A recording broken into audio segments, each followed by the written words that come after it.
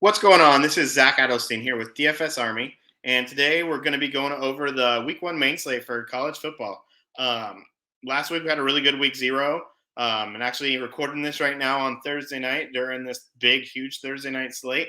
Draftkings this week decided to really give us some nice big slates. I think I counted there's 94 teams total on these slates. So yeah, we're going to get going on this slate and knock it out. It's a big 14 gamer.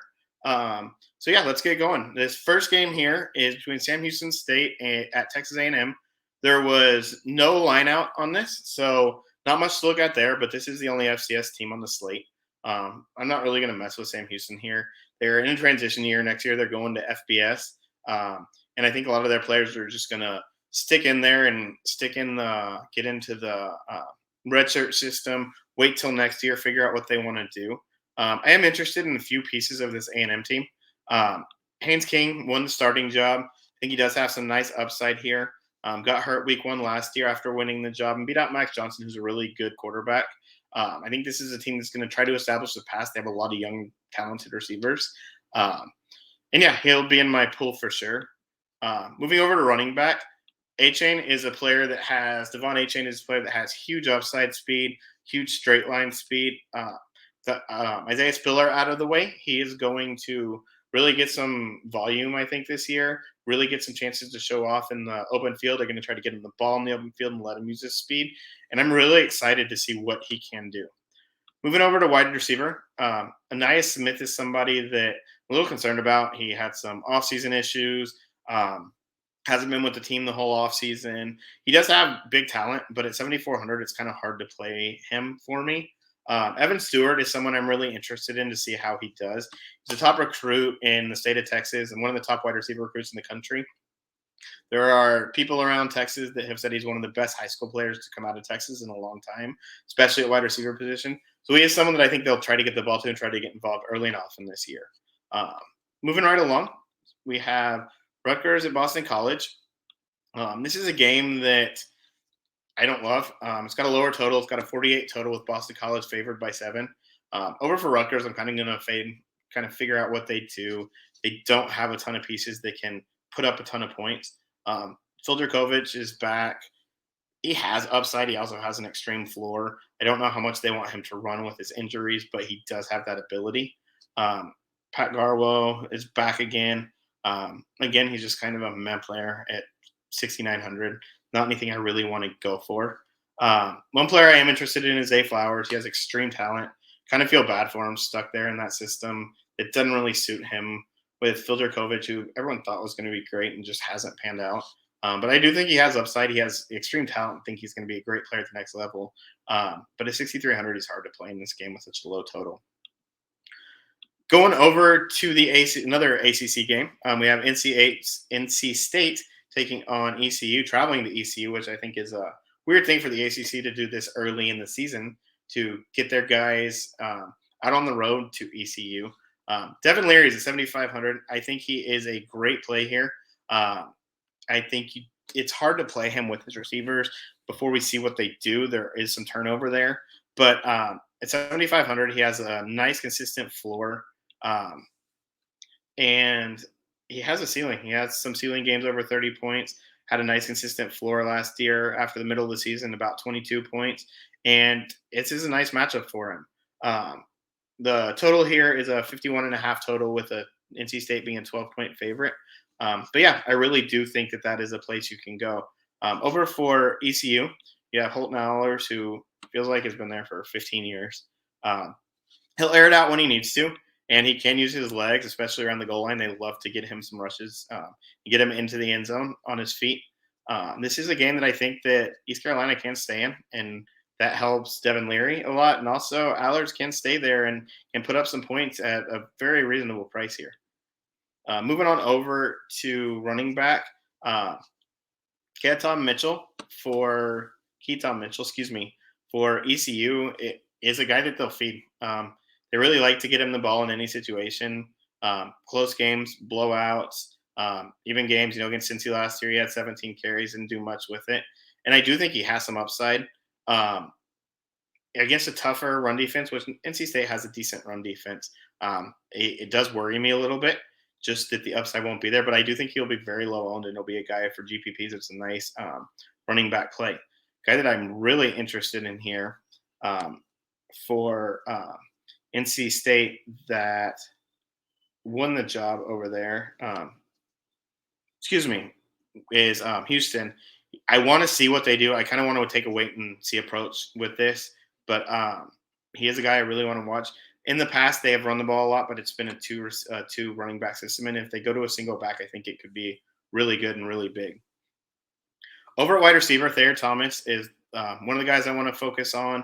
He's got a nice, reasonable price, and he does have upside here. I want to see what this team does, but he's a top returning receiver, and he's a big guy. He can get open, and Larry in the red zone will really target him. Moving on over to UNC, also going to Appalachian State on the road, which is, again, weird to me that this is what the ACC wants to do with their top teams. I know they played last week, and UNC's prices have not changed. It's a very weird thing. This game is a 1-point spread with App State actually favored by 1 in a 56-point total. Drake May is very interesting for me. Last week, he ran it for, I believe, 34 yards, threw it 37 times in a game that was close to the half, kind of slowed down there for them in the second half, and they really got going. But they really showed some weaknesses on defense, which I think can be exploited for Appalachian State. But May, I think, is a nice price here. Still at 7,100. We've seen his upside, seen what he can do. And then you have Chase Bryce over on Appalachian State. He's a guy that doesn't really get upside games a lot.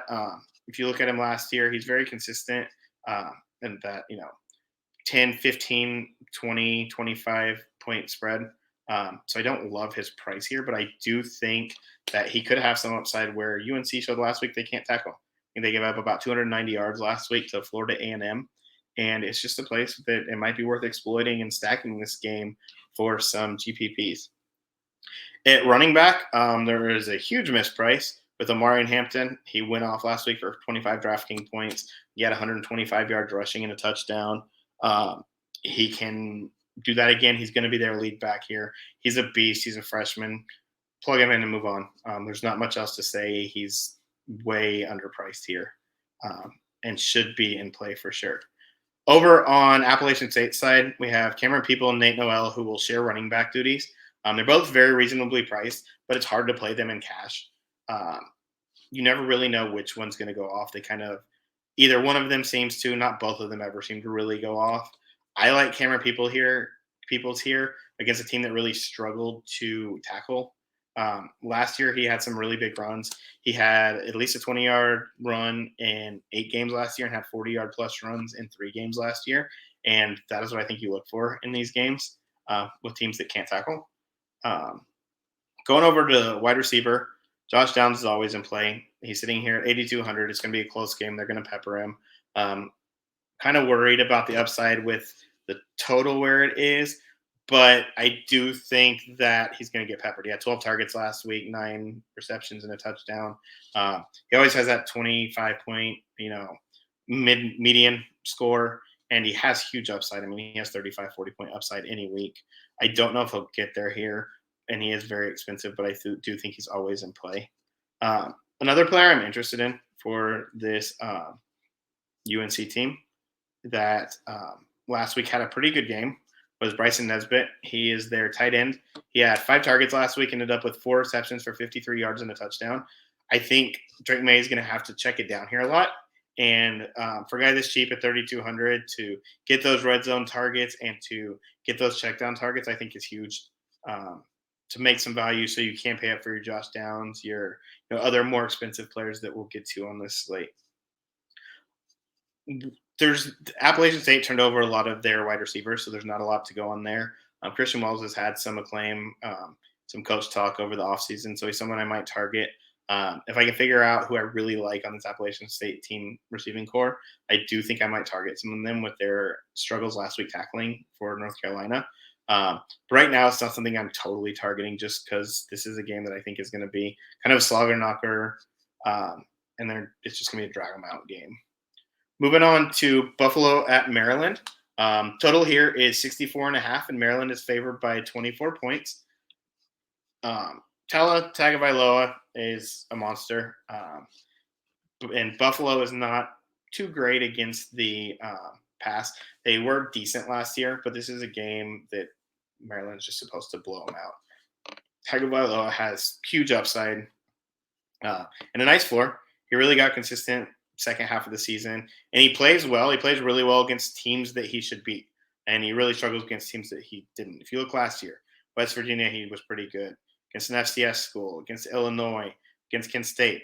Good defenses, he really struggles. Iowa, Ohio State had a decent defense last year, and he struggled in that big blowout. Minnesota, he struggled against. Penn State, he struggled against. Outside of that, he has a really nice base. He's a little expensive for that base for me, but I do think he has huge upside. This is what I was thinking of earlier with the running back I'm really interested in is Roman Hemby, excuse me. Won the starting job. He's sitting here at 4K. He's an extreme value. I do think they try to get this run game going. Buffalo is not good against the run. They gave up over 5 yards to carry last year, and this is a great spot for him. At that price, I'm going to have a ton of them in GPPs. Might even play him in some cash games. Kind of want to look into that a little bit more, see what the game plan is here. But I think he is just way too cheap not to play here for getting that starting nod. There are several wide receivers I want to look at for this Maryland team. Dante Demas comes back after last year, and Raheem Jarrett. Both were great last year. Demas got hurt week 5 last year, but was going off before that. Jarrett's been a staple there for many years, and I think is someone that Tagovailoa really leans on. Neither one of them are too extreme in their prices either. I really like both of their prices, especially Jarrett. 2 other names I really want to look at here are Jones, who is getting a start at 4,700 if you want a piece of this offense. And then Jacob Copeland comes over from Florida. He was their top receiver last year and joins this receiver group. I think he'll be in 4 sets. I think he'll be on the field a lot as well. Get a piece of this offense at 4,200 in this game is really nice to just have that piece there for GPPs if you don't get other pieces of this game. I also think this is a decent game stat game, or team stat game, and double stacking some of these receivers just to get big pieces of it. Do think it's risky if they have a blowout though, just because of where this is going to go with players being pulled, getting depth in, and they might not even get 3 full quarters. Moving on over to Colorado State at Michigan. It's a 61 and a half total with Michigan favored by 31 points. Colorado State, I think there's going to be places to play them this year with all of their new players they got from Nevada. You don't really want to here. We have heard from Harbaugh that Cade McNamara is starting at quarterback this week, and then next week against Hawaii, J.J. McCarthy will start. I'm very excited for J.J. McCarthy to start next week. I want to get some pieces of him. I think he has extreme upside. Cade McNamara, we know, does not. So I'm going to fade this passing game this week, but I really do want to focus on this running game. Blake Corum, we saw last year, has really nice upside.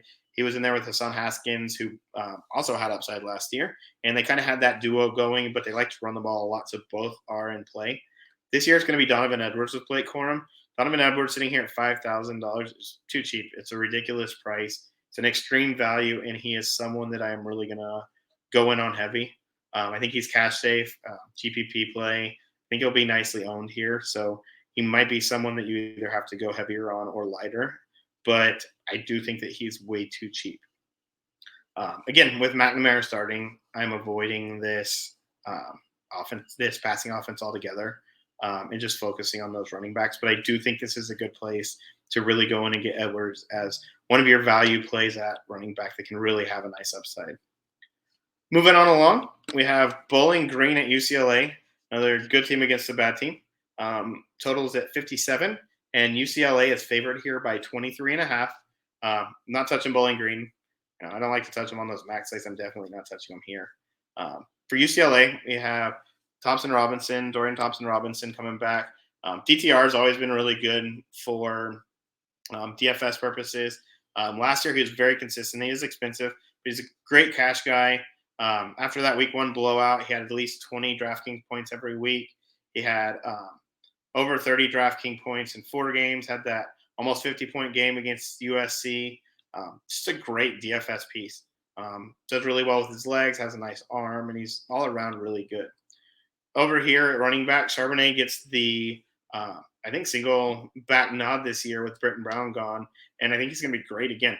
He's expensive as well, 7,900, but Bowling Green is not a great defense at all. I think he has extreme upside here, and the biggest thing you have to get concerned about is them wanting to really get the backups in. Over at wide receiver, there's a few pieces I want to look at. I think Cam Brown and Allen are fine. Jake Bobo comes over from Duke, where he was the top receiver there. I think he could really turn into a top receiver here. Kind of fits the mold of what they like to do with those quicker receivers, and he really has some upside at 5,000. I think it's a nice price for him. Kind of a obscure play that I'm really interested in is coming down here to Michael Ezeki. He steps into that starting tight end role that Greg Dulcich had last year, that he did really well in, had a ton of targets. I think was second on the team in targets last year. And at 3,800, he's a great punt play. Another value piece that I'm going to have in my offense or in my player pool. And I'm really excited to see what he can do there. I think one of the best games on the slate to watch is the Cincinnati-Arkansas game, but it's kind of hard for DFS purposes. Cincinnati is turning over a lot of their offense. New quarterback, have new running back, new receivers. I think they can turn it over well, but they do have a ton of oars on their depth chart. It's kind of hard to see what they want to do. This game is sitting with a 52 total, and Arkansas being favored by 6 in Arkansas, which I think goes to show how good people think that Cincinnati can be this year. I think they can be another good team like last year. But I don't really know what they're going to do, and it's hard for me to see where they're going to go. And I think there's enough other places on the slate to go that I don't have to go there. Looking at Arkansas, KJ Jefferson is fine for me, but he's just such a boomer bust quarterback. You can see last year he goes from 11 points against Texas, where they blew out Texas, to 31 points against Georgia Southern, to 21 points against Texas A&M, to 3 points against Georgia, and 53 points against Ole Miss. It's hard to know what this team's going to do. Are they going to throw it a lot? Are they going to run it a lot? Is KJ Jefferson going to run it a lot? So we really need to figure out what they're going to do. Sanders is going to get the start at running back here. I like his price. I think he's fine, but this is a running back room that can really be weird. Sometimes starter is going to get 20 carries. Sometimes they're going to get 5, and 5 running backs are going to get in there. Sometimes KJ Jefferson's going to go off. Sometimes running backs are going to go off. So again, it's really hard to dig in there for DFS purposes. Moving over to the receiver position, with Burks gone, Hazelwood comes over from Oklahoma, and supposedly he's really excited and supposedly going to play this week. I'm not sure that he has that same talent that Treylon Burks had. I'm not sure any of these guys do. I kind of want to wait and see how this offense goes without that huge receiver. But I do think that they're in play. Hazelwood is too expensive for me here to get much of. But I do think that you can put some of these in some GPPs.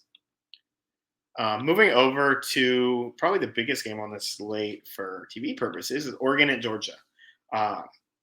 This game has a 52-point total as well. Georgia's favored by 17.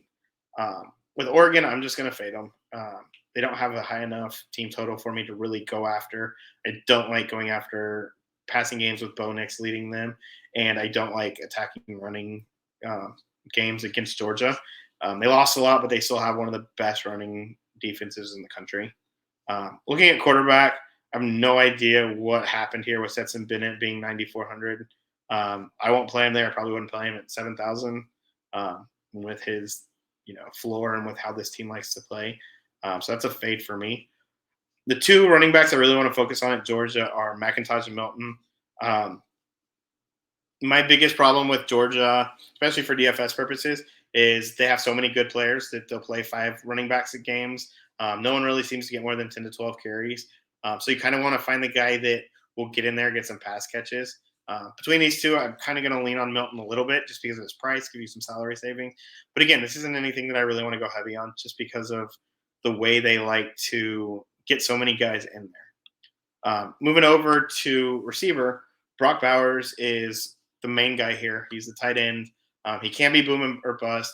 He can always go for 8 catches for 125 yards and 3 touchdowns. We know that upside. But at 7,600, he really needs to do that. And it's hard to predict those upside games every week. You can see here he has that 33-point upside, but he also has that, one catch for 38 yards, two catches for 39 yards downside. So with that, when you're paying that much, you really need that consistency, and you don't have it there. Luke McConkey and Adonai Mitchell are both players that I do think have upside as well. But with a team that runs as much as Georgia does, it's just hard for me to really go there. With 14 games on this slate, I have no idea who thought it was a good idea to have Arizona against San Diego State in this matchup. But here we are. Few places I want to watch in this game. I don't think I'll play anyone. Jaden Delora comes over to Arizona from Washington State. He was a decent quarterback there. I liked what he did there. So I do want to see if he can continue with that talent in Arizona. Bookmakers don't think so. This game has a 46.5 total with 6-point favorites for San Diego State. Another interesting thing is Braxton Burmeister comes over from Virginia Tech to San Diego State. Like I said, Jaden Delora I want to see for later in the season if he has any upside here, but this isn't the time I want to see that. Running back, there's not much I really want to do. You have Michael Wiley, who should start here. He had some bigger games last year. His biggest games were when he was catching the ball, which they like to give him the ball out of the backfield last year with McLeod back there. But again, I don't know if they're going to continue that. I don't know how this offense is going to go. San Diego State really turned into a committee last year. I do think there's some upside running backs here, but I don't want to test that theory this week in a game that's supposed to be 26-20. And another player I really want to watch here, Jacob Cowing. He comes over after a huge year at UTEP with 1,354 yards. I think that this could be a really nice connection between Delora and Cowing. But again, at close to 7K, I want to see it first. With a game with a spread with a total of 46, there's no reason to pay up for that production. Another game that is actually really interesting to me is this UTEP-Oklahoma game. Oklahoma has really struggled over the years in games that they really should win. You can think back against teams like Tulane, where they really struggled to get away and they really gave up some DFS production. The whole coaching staff has turned over there. A lot of the players have turned over, so this is a different team per se. But I do want to kind of keep an eye on things here. Over for Oklahoma, Dylan Gabriel's over here. He's very expensive. I think he's one of the most expensive quarterbacks on this slate as well. UTEP just gave up 3 passing touchdowns to Austin On and North Texas last week, and this is a much better offense. Gabriel's working with Jeff Levy, who came over from UCF with him. So they know each other. I think this is going to be a high-powered offense. I do think Gabriel's in play in all formats. I think he's one of those expensive guys that you can pay up for. Going over to running back, it's hard for me to trust any running back from Oklahoma with what they like to do. I think Gray and Major are both going to get some run here. I kind of want to see what they do first before I really commit to these prices. But I do think they have play in the future, just not this week until we really see who's going to get carries. I don't want to go in at 8,100 when there are several other running backs in that price range that we know what they're going to do. The real place I think we can attack here in a couple ways is on the receiving end. Marvin Mims had upside. He's been, talked about for years and years with how great he's going to be, and we haven't seen anything from it. Last year, he really couldn't do much. Now he's priced like he's going to be a stud again. I do think he has upside here in this offense, and I do think there is a place there, but at 7,700, it's a GPP only play for me. Another, Theo Wees, I think it's fine. Place I really want to go, highly touted freshman, is Jaleel Farouk. He was highly touted a couple years ago, got into a couple games last year, but didn't do too much, didn't see the field too many times. I want to get some pieces of this offense, and at 4,100, this is a great place to do it for value. I'm not going all in on him. I don't think he is the, next CeeDee Lamb right now, but I do think it's a place to go in. 2 places I really am interested in getting some value plays are from UTEP. Tyron Smith last week had 16 targets. That's crazy.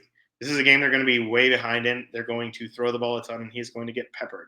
Sitting there at 4,600 in a PPR format. I know it's UTEP. It feels really gross. Their spread is awful. Their team total is awful. But at 4,600, if he gets 9 catches for 50 yards, that's a great value. That's really good value.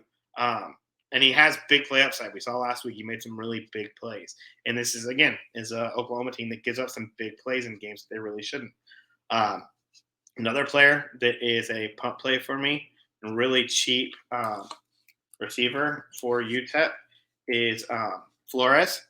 He comes in at minimum price. He had 10 targets last week and ended up with 8 catches for 122 yards. Again, if they're going to pepper him for min price play, for a punt play, I think that Flores is a great place to go just to get that extra salary to pay up other places. It's not anywhere that I'm going to build my team around, but it is something that I really am interested in doing. Personally, I think one of the biggest DFS games of the day is this U of H UTSA game. It's got the over 60 total, which we look for at 62. It's got a one possession spread with Houston being favored by 4 points, and I think it's got a ton of upside. Clayton Tune comes in at 7,900. Excuse me. I do think it's a little bit expensive, but he has huge upside. He's got one of the top receivers in the country in Nathaniel Dell. He has that 31-point upside, several 30-point plus games and close games last year. This is a UTSA team that can really stay in these games. I also think that Frank Harris is in play here. He did have several lower scoring games. This is a team that likes to run the ball a lot. They have changed offensive coordinators, but he does have talent. And again, with that close spread, I just really like attacking both sides of this. Moving on over to running back, I think it really hurts Houston and McCaskill's out. I think that he is a stud and one of the best running backs in the country. I'm excited for his future, but I do think that he was the running game for U of H. I don't really like Tayshaun Henry too much personally. Coming over with Traylon Smith, who is going to be the starting running back here. He came over from Arkansas, and he is, he's going to, I think, get pounded here. He's going to get a ton of carries. We saw what they did last year, that they really like to pound McCormick, give him 20, 30 carries a game, and I think they can do that with Traylon Smith here too. I'm really interested in him at this 5,400 price range. A big place I really want to attack this game is the wide receivers. I think the passing game is really good. Just starting at the top, Nathaniel Dell is one of the top receivers in the country. Last season, he ended the season with over 100 yards in 5 of 7 games, over 150 yards in 4 of those. He has huge play potential. I think he's at the best spot on this slate with this spread and with how this game is going to go, and I just love the play. Another guy that has really been talked up as a big recruit is Matthew Golden. He is 4,900 here. He should get plenty of playing time, should start here. And again, he's a highly touted freshman that many think could be the number one option on this team, even above Dell by the end of the year. I do think there could be growing pains, but I love him as a GPP piece in this. Going over to UTSA, I frankly can be a huge play guy. He's a bit boomer bust for me, so he's definitely GPP only. But he has that 30, 35 point upside that we like to see in these matchups at this price. And again, this is a great matchup, and I want pieces of it. A value play that can be boomer bust as well is Joshua Cephas. He really ended the year low. He started the year really hot last year. Had several games over 20 fantasy points and then really faded off later in the year. But again, I think he's going to step into a little bit bigger role this year. And it's another piece of this game that I want a ton of pieces for. Moving on to Troy versus Ole Miss. This is a 57.5 spread with Ole Miss favored by 21.5 points. I kind of want to keep an eye on pregame here. There's co-starters between Luke Ottmeyer and Jackson Dart. I think either one of them could be a really good play, but with them not committing to one, I'm kind of fading that. Going over running back, Zach Evans is coming over from TCU, and he's a stud. I mean, he was the best transfer portal running back in the country. Everyone was excited about where he would go. I think he's got great upside here. It's a little expensive for me, especially the way they like to play 2 to 3 running backs in a game, so I kind of want to watch that. But I do think he's a decent GPP piece. we know how this offense goes. They can really air it out when they want to. And Jonathan Mingo does come back. He was hurt last year, came back, kind of wasn't the same all year. I don't love that we don't know who the starting quarterback is, but there's a lot of oars in this depth chart, and Mingo's the only one that is for sure starting here. So this is a place I really want to look at. At 7,000, he's a little expensive, but I think he's in play. Again, I want to watch the warm up, see kind of who's warming up where, and see if we can figure out who's going to start here early and get some of those plays in. Last game on this slate is BYU at South Florida. It's again a little weird with a big team going away to South Florida, but this game has a 58-point total, and BYU is favored by 11 points. There are several places I want to look on here, and none of them are South Florida. South Florida is just kind of there. They're a decent team, but I think they're a few years away from anything great. Jaron Hall was great for us last year in DFS. He's kind of just your run-of-the-mill, consistent guy. Gets you, has some duds in there. Against Washington State, had that dud. But it's going to get you 18, 19, 20, up to 30 points most of the time. Really ended the year strong with that big game against Virginia, big game. Idaho State got the FCS game. Kind of faded in the last game of the season against USC. But this is a really good matchup for him. He does have pedestrian numbers again at times, but I think he's a nice GPP play here. A real good place I think you can go here is Christopher Brooks. We've watched him at Cal for several years now. He's stepping into that running back role for BYU, which can really thrive. He's a nice mid-price guy at 6,100, and I think it's just a great system for him. This is a really good place for him. I want to watch again pregame, see if Puka Nakua and Gunnar Romney are in. I think those are both good plays here. Nakua, especially at his price, nice mid-price guy, save you a little bit of salary. But yeah, we really need to watch again pregame, see who's warming up, figure out where we want to go with this. So yeah, that is this huge slate that we have this week for DraftKings. Try to get through it pretty quick for you. I know there's a lot to go over. Be sure to head on over to dfsarmy.com and join us. We're constantly in Slack going over the games with everybody, trying to figure out who's starting, going over late breaking news.